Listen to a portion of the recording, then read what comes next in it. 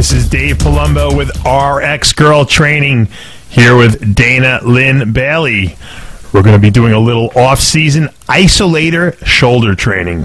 We're here at Gold's Gym in Exeter, Pennsylvania. Welcome, Dana. Hi, thank you. Well, you know, we've done a couple of these already, and people really like it. I got to tell you, I got feedback even from men telling me that they love to watch you using the Isolator apparatus because it's hard to visualize, I guess, for them how it works, and to watch you doing the actual exercises functionally, it really makes it a lot easier for them to, when they purchase their own pair, to use it. So I think these are some useful videos that we're doing here.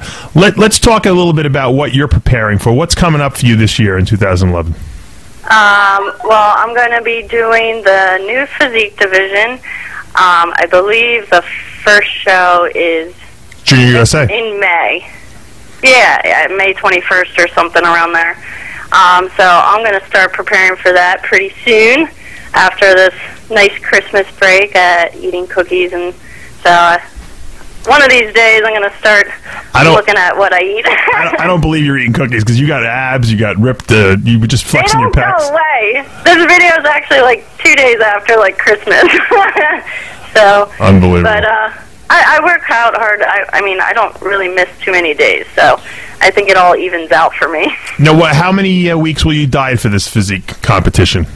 Well, for figure, like, I really didn't have to go into, like, huge, like, weeks of dieting because they wanted that softer look. Sure. And, like, as you can tell, like, this is me probably at my softest, actually. Right. This is, like, sort of at my heaviest stage. After Christmas and cookies and going over to people's houses and eating all the time. So for figure, I could be softer. So I'm trying to figure out, like, I still don't really know what the whole criteria is. So I think everyone's still sort of figuring that out. But I would like to come in a little bit harder and a little bit leaner for physique. Now, have you been training with more weights to try to add a little bit of muscle to your body since you've set that goal? I'm just trying to, I'm trying to get my shoulders a little bit bigger, back obviously a little bit bigger. Those are my favorite parts. I'm trying to switch up my leg routine, so I'm doing legs like twice a week, trying to get them more separated, but a lot of my leg separation will hopefully come with dieting and doing cardio and stuff, which I'm not really doing either, so hopefully that will help.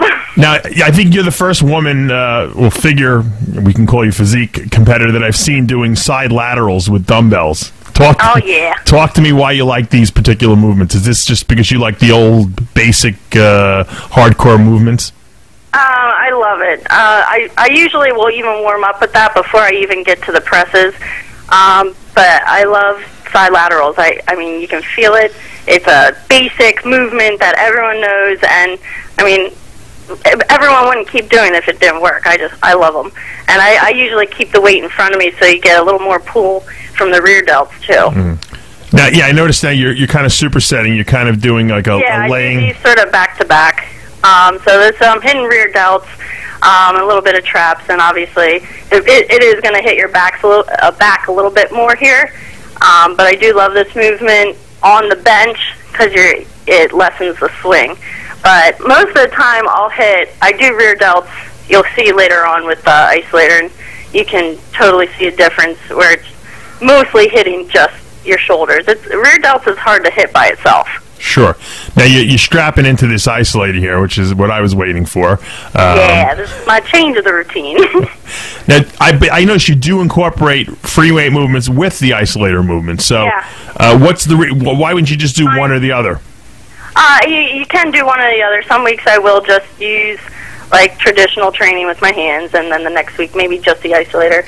Most of the time when I do Isolator, it's usually at the end. I like it at the end. Right. I know some people that use it at the beginning to save their arms for the end, which is another good way of thinking about it. But for me, I like starting with my hands, and then usually after the first couple heavy sets I do, because I'll do presses pretty heavy, side raises pretty heavy. My first couple exercises are heavy, and then when you get to Isolator, it's more of like a slower, controlled movement. So it's a little more relaxed at the end. And you find that can you go as heavy with the Isolator? Chest and shoulders, normally you decrease your weight about 50%. You're going to be using a little less because you're really slowing the movement down, and you're also not going to be using as many muscles as you normally would do. Instead, you're focusing on one muscle instead of having maybe 2 or 3 with the assisting muscles helping you out, pushing you through. Gotcha. You can't really cheat is what you're saying. Yeah, you can't cheat anymore. And you're not going to have alternate muscles kind of helping you go through the movement and making you go a little bit farther or being able to use a little bit more weight. So with the Isolators, it's a little less, but... Now I have a question. I have a question here because I had a couple people ask me, and I have bad shoulders. I'm still waiting for my Isolators to come. I put my. He told me he was going to. Dave told me he was going to send it to me, and I haven't got it yet. But he's been gone all over the place since Christmas. I'll get back to you. Let me ask you a question about this. No, he said he's going to send me a pair. If you have sore shoulders, okay. Some people would think that this would probably be a good movement because it's kind of very isolating. Is there a lot of stability involved in this? Would it bother someone's joint if they have some joint issues? Most of the time we say it's a lot better for you to use the Isolator with your shoulder injuries because it's going to decrease the weight. You don't have to do as much. True. It's going to help you stabilize. Most of the time you're not going to be cheating. You're not going to be using other muscles. So you will be focusing on the muscle that you need to be focusing on. And I know a lot of people that have rotator cuff surgeries, dislocated shoulders, and they use it, and it takes a lot of pressure off your joints. What I will tell you, what I noticed is when I do shoulder movements and side laterals and front raises, I get a lot of pain because I think I'm having to hold the dumbbell with my hand because the stabilization there is a problem. I think that intuitively it would seem to me that you'd have less issues like that if you wore the Isolator. Exactly. All right, now I see you doing a movement where you're doing like a front raise, but you're bringing your arms outward and up, almost like it's a combination of a front raise and maybe a side lateral almost. A little bit. You're just hitting, I can come straight up. Sometimes I'll just come straight up with my arms as like a front raise. But I do tend to move my arms out. And there's actually a couple exercises that look similar to this. And this is actually a variation using... with a weight. Some people that do front raises, they'll hold the weight in their hands. This is like basically the same thing I just did. I'm just showing you a different way. Gotcha. I actually like this one a little bit better. It's harder to do. It's less than using a cable. So if you are just beginning, I would recommend doing the cable one first. Because with this, you really, really have to like stay controlled. And that's why I like it, because you're really just focusing right here on your front delt. Because if you swing up too hard, that weight's going to smack you right in the stomach. So yeah, I was going to say. Yeah, it's a lot slower and controlled, which with isolation, that's what you really want to do is keep it slow and controlled.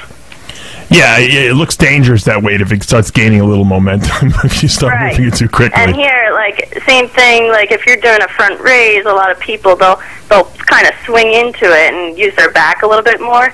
But this, you can't swing. Right. Now, let me ask you a question. Did you invent a lot of these exercises, or is this, were these kind of standardly prepared for you? Because it looks like a lot of these things are a lot of improvisation on your part.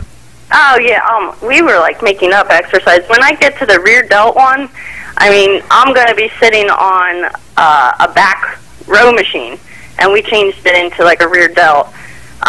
This is just, like, a standard lateral side raise. Mm-hmm. Yeah, and then you can do this in front of you or behind you, but since I do the dumbbells in front of me, I like to do, when I come here on the cable, I like it behind me, just give it a little more variation.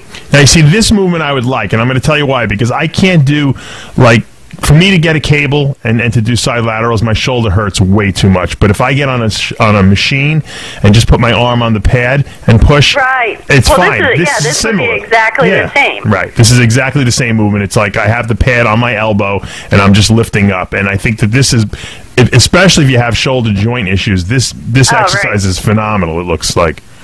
Yeah, I like to keep my elbow bent for this one. You can do it straight, too. I like to keep it bent, just like the machine one. And this this is the rear delt one I was talking about. This is a row machine that you would normally use for back, but we're going to make it into a rear delt exercise. Well, I'm assuming you can't go too heavy on this to do this right. Oh, no. I mean, if you look at the weight, it's like hardly anything at all. Another one we did similar to this, because you're not fixated on holding on to something.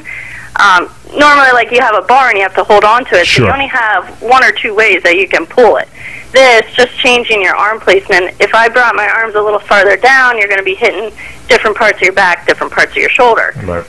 Here, I keep it up a little bit higher because I like to hit my traps a little bit with this, too. And I can see that. You can actually watch the video. You can see where you're flexing your rear delt. You can see where the traps are flexing. Yeah, so this is actually one that we made up. We also did this same sort of exercise on a T-bar row, too, using the same kind of motion because you're not holding on to a bar. You can just move your arms any direction you want. You can go high to middle to low, and you're going to hit different muscles. These isolators are probably be really good for sports-specific exercises as well because you're using so many unusual muscles, that I would have to imagine that would help an athlete, especially get guys in high school and playing football and wrestling and stuff like that. And we get boxers that like these too because you can put them on and actually do like weighted punches where Interesting. You can punch. Now, if you were holding a handle, it makes it a lot harder. Sure. So because now the cable is behind you don't have to worry about like getting it stuck in your arms and it hurting. So we get a lot of boxers that like it. That's an interesting thing is you can have your gloves on even when you're using this and still punch, like you're hitting a bag or something like that. Now, what I found amazing about it also is the fact that I'm watching it, and it's really, really, it's not hard to hook these things up. A lot of people think, to put these straps on, it's a pain in the ass. You put them on in about 30 seconds, you got them on, and then every time you've gone to a different exercise, you've just like buckled them right onto it, and it seemed very simple. We found a different way. We used to keep the adjustable straps would hook into each cable or any machine. We used to keep them on the machine or on the cable, and then you'd hook yourself to it. But now we realize, like, hey, if we just leave the adjustable strap on us, you put it on the ring it's supposed to be on, it's a lot easier just to hook right down to the cable then. So it's much easier. Yeah, it is. So you don't have to hook to one side, pull it all the way across, and then hook to the other side. It's a lot easier this way. I don't know. It took us a couple months to figure that out for some reason. No, I'm all about convenience and in and out of the gym as fast as possible. So now, watching you do that and seeing how easy it is, I can definitely see myself incorporating this into some of my back movements, some of my shoulder movements, maybe even some of my arm movements. I'm almost afraid that I'm going to want to only use this because, like I said, I do have a lot of, on all my upper body movements, have shoulder pain. So anyone who's watching this who might have this similar situation, this might be a very good add-on. As well, I guess when you're getting ready for shows for etching and detail and for really isolating hard to reach muscles, I can't imagine that any bodybuilder who's serious wouldn't want to have a pair of these around, even if they used them only once a week. Right. It is. If I could put up a before and after of my back from I think we have one from January and then we took one in August of this year. So it was like 8 months difference. And the density and the definition was just crazy. Well, when I get closer to showtime, I actually use the isolator a little bit more, especially for back and shoulders. Well, you better put up those pictures because people want to see them, though. I know. I'll put them up on my Facebook or something. So you have to look on Facebook. Put them in the RX Muscle forum so people can see it when I post the video. Yeah, when I post the video, you'll put it up in the forum. For now, though, we are out of time. I'm Dave Palumbo with Dana Linn Bailey, RX Girl Training.